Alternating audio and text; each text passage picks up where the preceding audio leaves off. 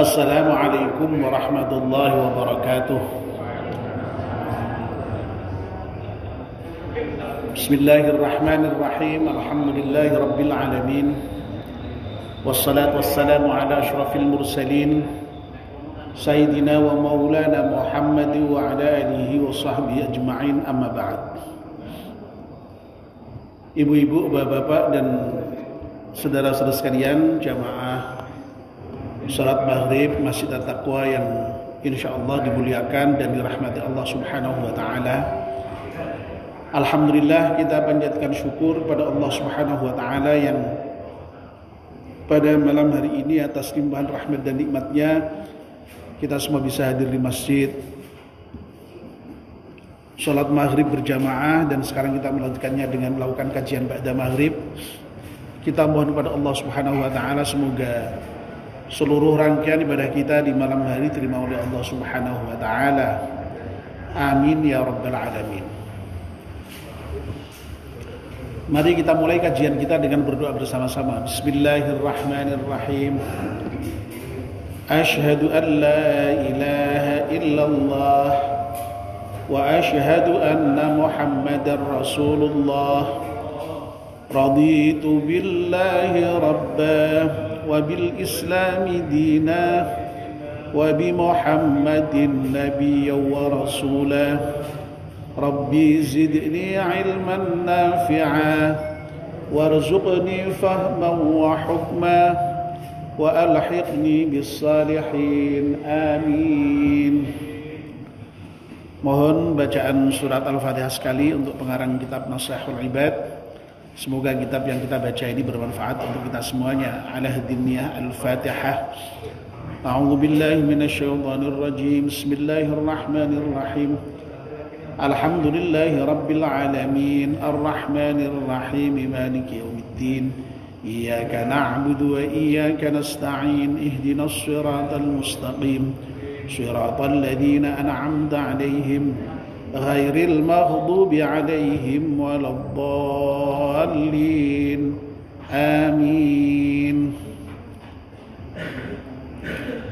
Bapak dan ibu-ibu, kita masih meneruskan kajian kita kitab Nashihul Ibad.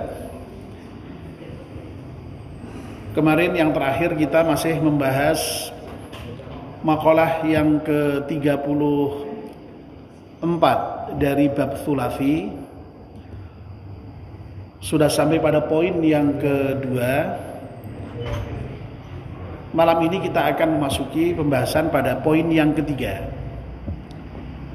Kemarin sudah kita sampaikan bahwa menurut Ibnu Abbas, yang namanya kata zuhud itu terdiri dari 3 huruf, za, ha, dan dal.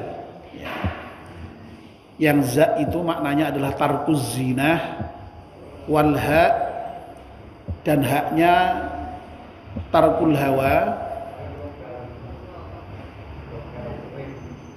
Itu sudah kita bicarakan ya. Jadi yang pertama itu meninggalkan perhiasan, dan yang kedua meninggalkan hawa nafsu atau keinginan nafsu. Nah, yang ketiga wadalu, dan yang huruf dal tarkud dunia, itu berarti meninggalkan dunia.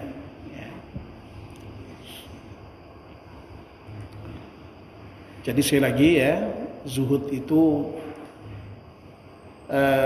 mengandung makna yang pertama meninggalkan perhiasan, yang kedua meninggalkan hawa nafsu, dan yang ketiga meninggalkan dunia. Nah, dalam kitab Nashihul Ibad ini Imam Nawawi kemudian memberikan penjelasan bahwa yang dimaksud dengan meninggalkan dunia itu ya, min fana'il khalqi, ya, bentuknya itu diantaranya adalah dengan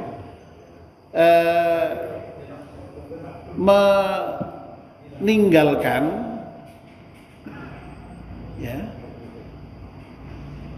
apa namanya, pujian dari makhluk, dari orang lain. Ya.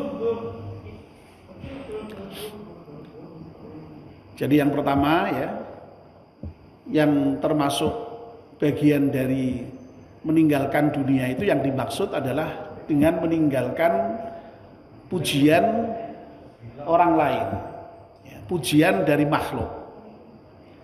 Ya.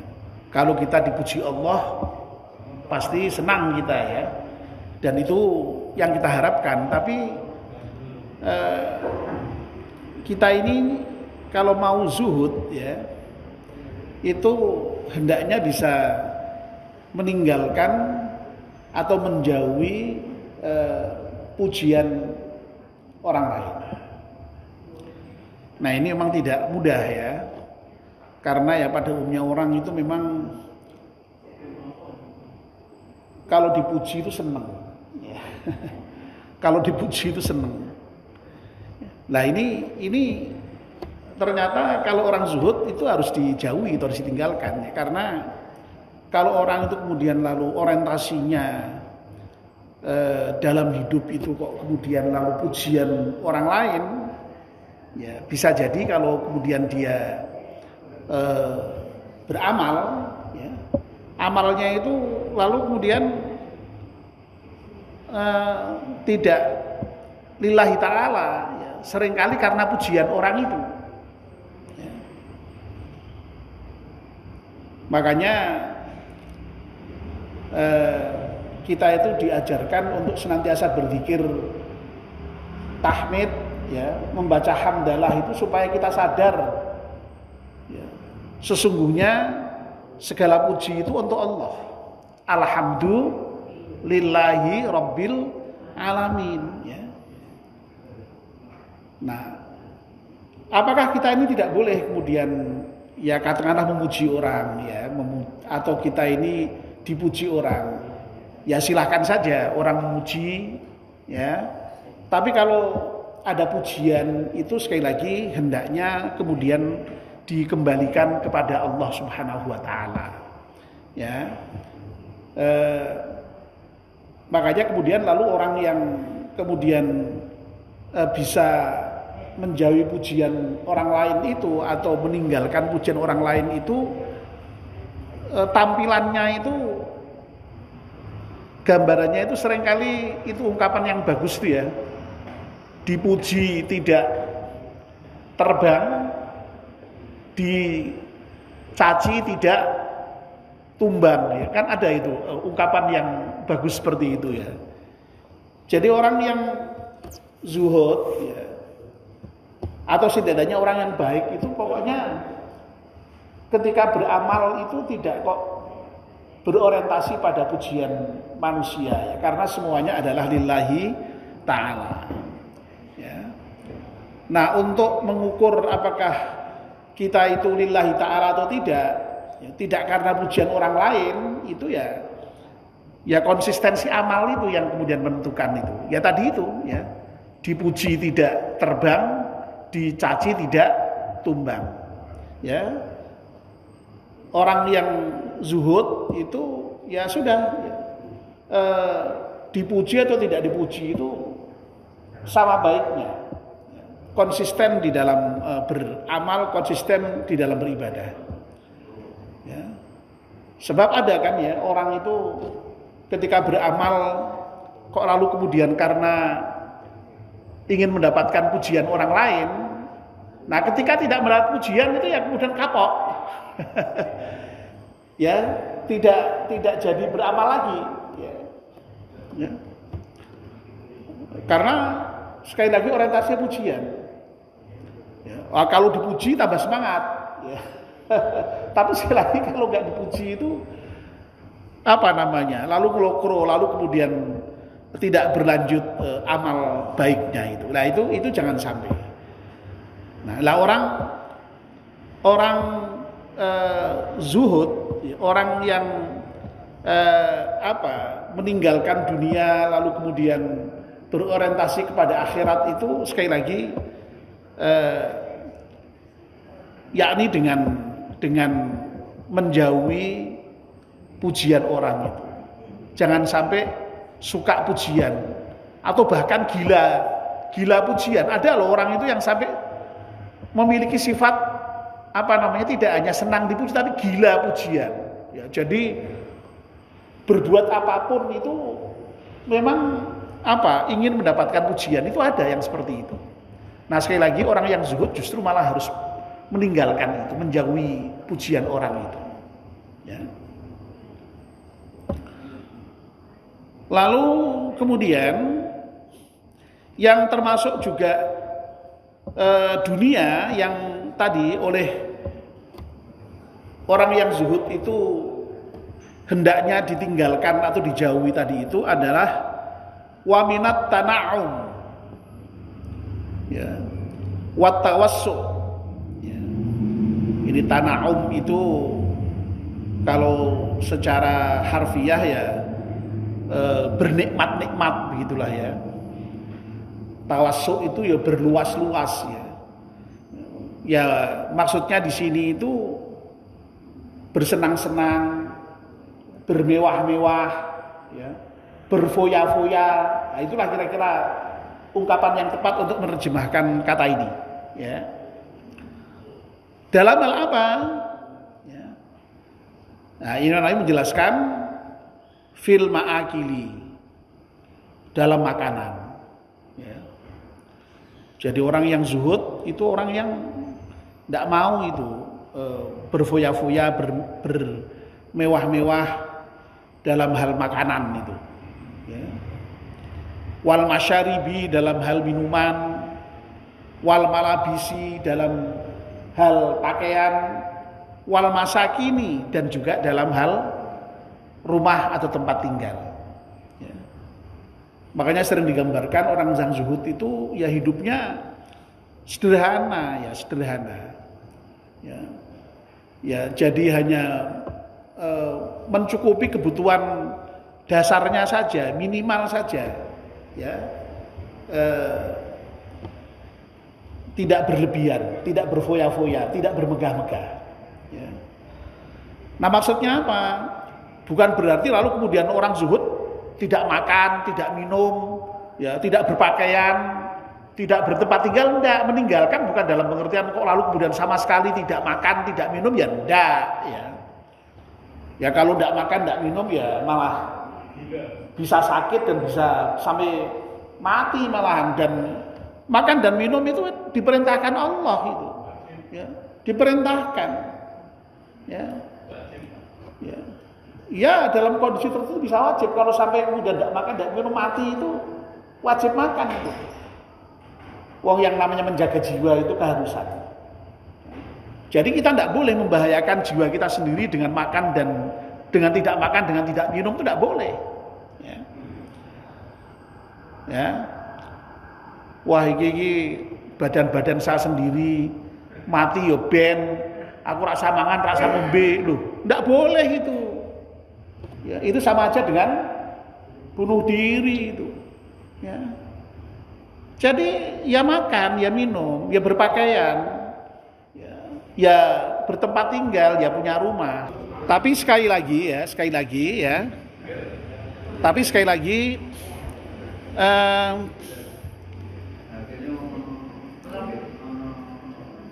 semuanya tadi itu dalam dalam takaran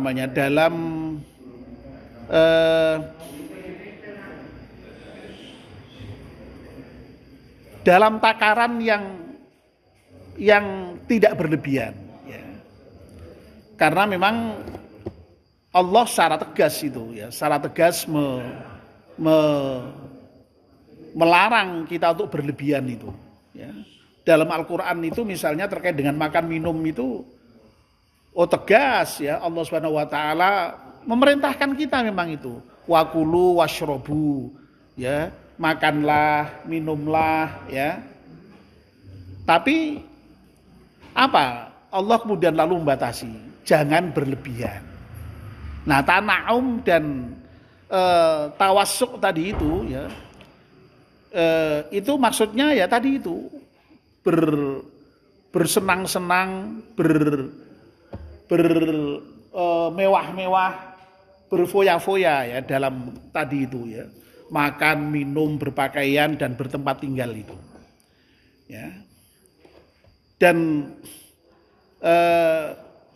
sekali lagi itulah sebabnya maka para sufi itu kemudian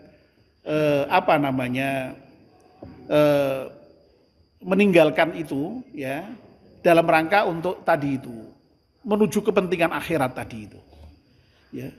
Ya karena apa? Sekali lagi ya seperti yang sudah kita bicarakan sebelum-sebelumnya itu karena memang akhir-akhir ini beberapa bab yang baru saja kita bicarakan hampir semuanya bicara mengenai masalah zuhud ya. Itu apa namanya ya? Yang namanya para zahid itu mengapa kok kemudian lalu dia betul-betul mementingkan akhirat itu karena mereka itu apa namanya ya? Memandang dunia itu hanya persoalan kecil ya. Sementara akhirat itu persoalan besar. Memandang dunia itu hanya kehidupan yang sementara. Sementara akhirat itu kehidupan yang selama-lamanya. Ya. Jadi sekali lagi ya karena pertimbangan-pertimbangan seperti itulah maka kemudian para zahid itu lebih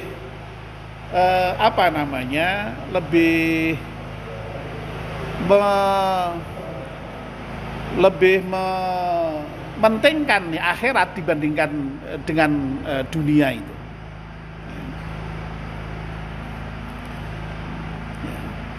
Tapi memang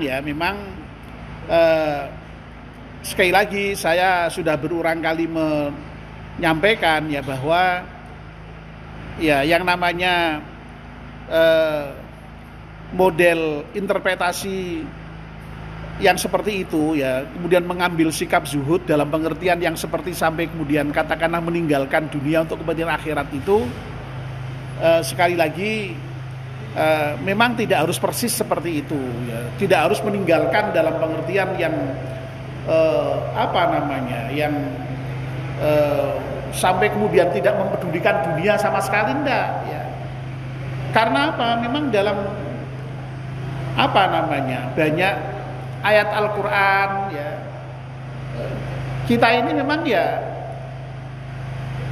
di antaranya juga dituntunkan kok untuk berdoa ya Rabbana atina fid dunya hasanah wa fil akhirati hasanah ya. Jadi kita ini dituntunkan sendiri oleh Allah untuk berdoa agar supaya dunia baik, akhirat baik ya. Nah, memang ya dalam ayat yang lain tekanan orientasinya memang harus lebih kepada akhirat. Karena dalam Al-Qur'an misalnya dinyatakan wabtaghi fima atakallahu daral akhirah ya. Yang hendak kamu cari itu ya dunia kehidupan akhirat itu. Ya. Terkait dengan dunia pesannya hanya walatan sanasibaka minad dunya. Jangan kamu lupakan tentang dunia sehingga ya silakan dunia diurusi tapi sekali lagi untuk kepentingan akhirat. Kira-kira begitulah ya yang lebih moderat ya terkait dengan persoalan hubungan dunia dan akhirat ini. Ya tidak harus kemudian meninggalkan dalam pengertian tadi ya orang zuhud yang kemudian lalu sampai betul-betul meninggalkan dunia sama sekali ya. Nah itu. Ya. Ya. Tapi sekali lagi bahwa harus mementingkan akhirat itu iya. Ya. Itu jelas. Ya. Makanya ada doa yang juga mengajari kita ya. Itu jangan menjadikan dunia itu lebih penting, lebih dari segalanya. Ya. Allahumma la taj'alid dunya akbar hammina wala mablagha ilmina. Ya. Ya Allah, jangan jadikan persoalan dunia itu menjadi perhatian kami yang se apa namanya sebesar-besarnya. Jangan, ya boleh perhatian dunia, tapi ya tadi sekedarnya tadi ya. Wala mablagha ilmina, dan jangan persoalan dunia itu menjadi puncak dari ilmu kami. Ini doa yang sangat bagus saya kira untuk menunjukkan bahwa sekali lagi kita harus memposisikan dunia itu memang apa namanya ya harus dalam kerangka tadi itu kepentingan akhirat tadi ya.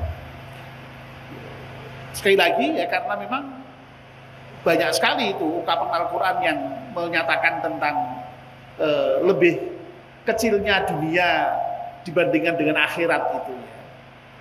Lebih remehnya dunia dibandingkan akhirat itu ya. Ya.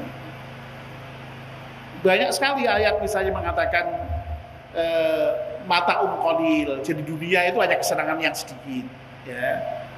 Misalnya ada lagi dzalika mataul hayatid dunya ya, wallahu 'inda husnul ma'ab ya. Apa yang namanya perhiasan dunia itu ya hanya kesenangan dunia ya.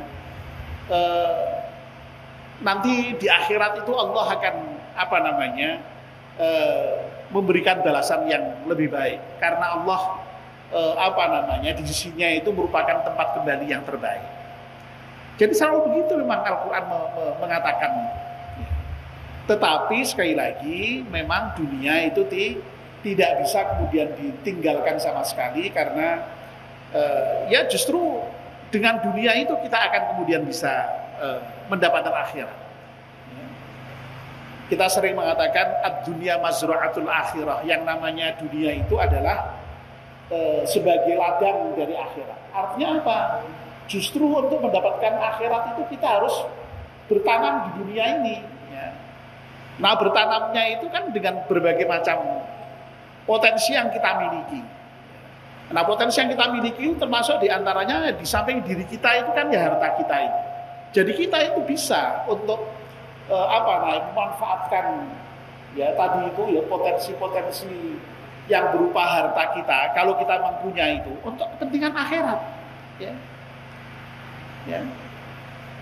Jadi sekali lagi tidak harus ditinggalkan dalam pengertian sekali lagi kita harus apa namanya hidup katakanlah serba kekurangan, tidak harus begitu. Ya.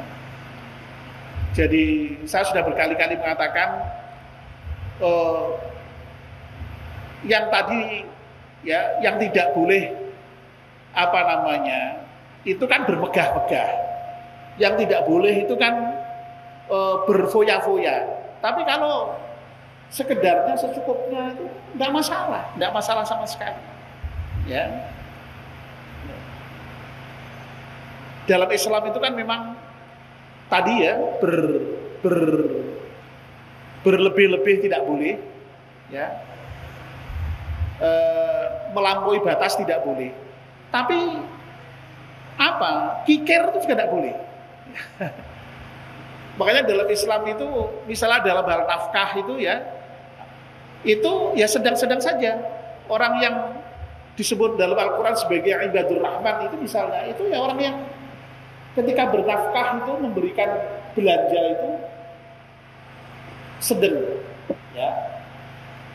Walladzina idza anfaqu ya lam yusrifu wa lam yaqturu wa kana baina dzalika qawama. Jadi gambarannya itu sedang, tidak boros, tidak berlebihan, tapi juga tidak kikir. Makanya lalu kemudian seringkali disebut dengan istilah sederhana itu. Ya. Nah, repotnya memang kata sederhana itu lalu menjadi relatif ya. Jadi sederhananya orang tertentu dengan sederhananya orang yang lain bisa berbeda ya. Karena memang kondisi tingkat ekonominya bisa berbeda-beda. Tapi saya kira secara umum kita bisa lah ya merasakan mana orang yang hidupnya sederhana dengan mana orang yang hidupnya berlebihan itu. Ya. Saya kira kita bisa merasakan. Ya. Saya kira dengan mengandalkan pada ya nurani kita lah itu bisa merasakan. Jadi sekali lagi ya, Islam itu tidak kemudian melarang ya, orang itu kemudian punya pakaian bagus, ya, punya rumah bagus, punya mobil bagus, boleh, boleh. Selama memang lalu kemudian tadi itu tidak dalam rangka untuk berfoya-foya, dalam rangka untuk bermegah-megah, apalagi itu kemudian lalu untuk mendapatkan pujian orang lain, ya. Nah, yang dikhawatirkan para sufi itu kan di situ itu. Ya, khawatir kalau orang itu kemudian lalu dengan tadi ya makanan, dengan pakaian, dengan minuman, dengan tempat tinggal, dengan kendaraan yang bagus itu lalu kemudian merasa bangga, ya. Lalu kemudian ketika mendapatkan pujian itu lalu kemudian menjadi sombong, kan itu yang tidak boleh, ya. Tapi selama tidak sampai kepada itu, ya itu tidak masalah. Dalam salah satu hadis dinyatakan bahwa nyatanya Allah itu innallaha jamilun yuhibbul jamal, kata Nabi itu. Allah itu sesungguhnya maha indah dan Allah itu sedang yang indah-indah. Jadi malahan kalau melihat orang yang nomprot gitu kira-kira Allah ya nggak suka itu. Ya. Jadi yang disukai Allah orang yang indah-indah lah ya. Dan kita memang diminta itu untuk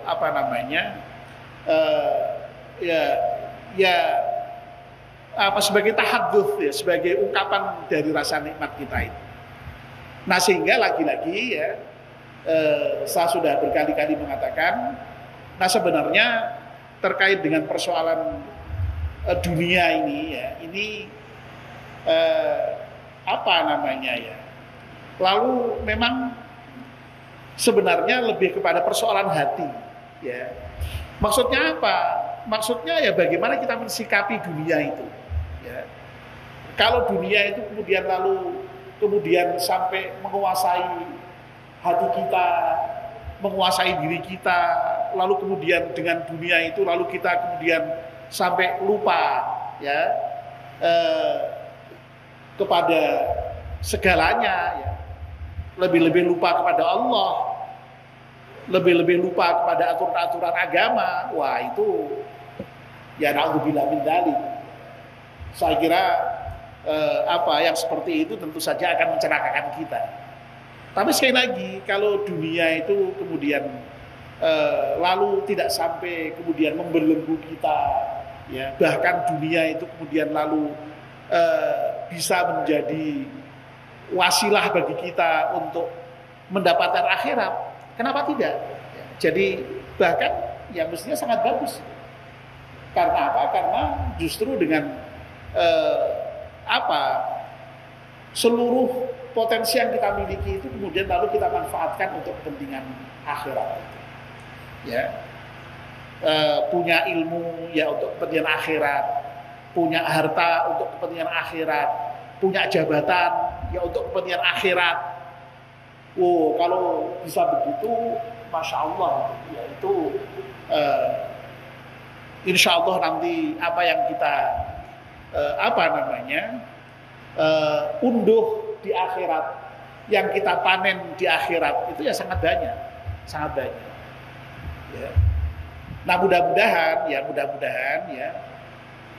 bapak-bapak dan ibu-ibu ya, jadi kita ini mudah-mudahan termasuklah digolongkan Allah sebagai orang yang zuhud, dalam arti sekali lagi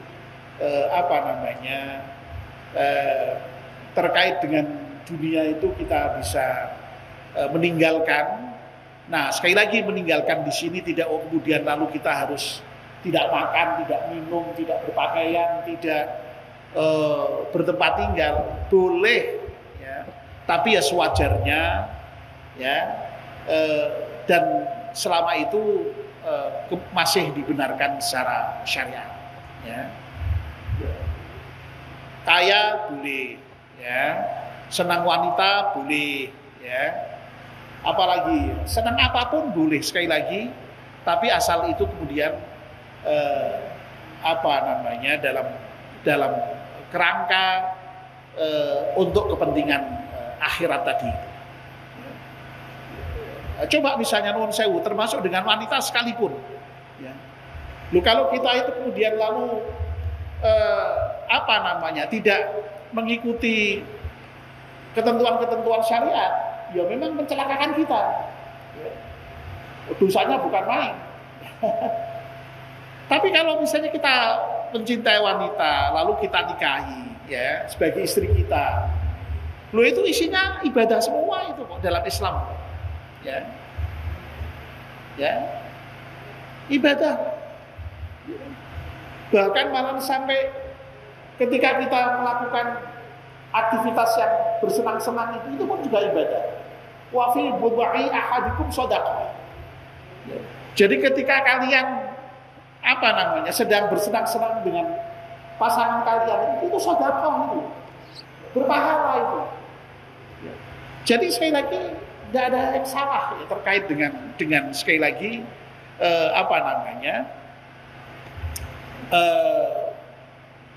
dunia tadi itu ya. Tidak harus kemudian ditinggalkan dalam pengertian yang sudah kita jelaskan tadi itu ya. Wanita ditinggalkan lalu sampai tidak menikah ya, tidak seperti itu ya. Jadi ya Islam itu agama yang biasa-biasa saja ya, yang menghargai fitrah manusia. Oleh karena itu ya Islam itu sebenarnya ya tetap memberikan kesempatan bagi manusia itu untuk tadi itu ya, memenuhi kebutuhan-kebutuhan sesuai dengan fitrahnya itu, tetapi sekali lagi selama berada dalam koridor ya, aturan syariat, itu yang menjadi sangat penting ya. Nah sekali lagi mudah-mudahan kita bisa seperti itu. Amin ya rabbal alamin. Baik Bapak dan Ibu, saya kira cukup ya pengajian kita malam ini ya, meskipun tadi agak terganggu dengan lampu mati ya, dan ini juga dengan memanfaatkan genset sehingga suaranya agak sedikit terganggu ya, saya kira tidak masalah. Mudah-mudahan kajian kita ini berkah. Amin ya rabbal alamin. Mari kita akhiri dengan berdoa bersama-sama. Bismillahirrahmanirrahim. Wal 'ashri innal insana lafi khusrin illa alladziina aamanu wa 'amilus salihati wa tawassaw bil haqqi wa tawassaw bis sabr. Subhanakallahumma wa bihamdika asyhadu an la ilaha illa anta astaghfiruka wa atubu ilaik. Wassalamu alaikum warahmatullahi wabarakatuh.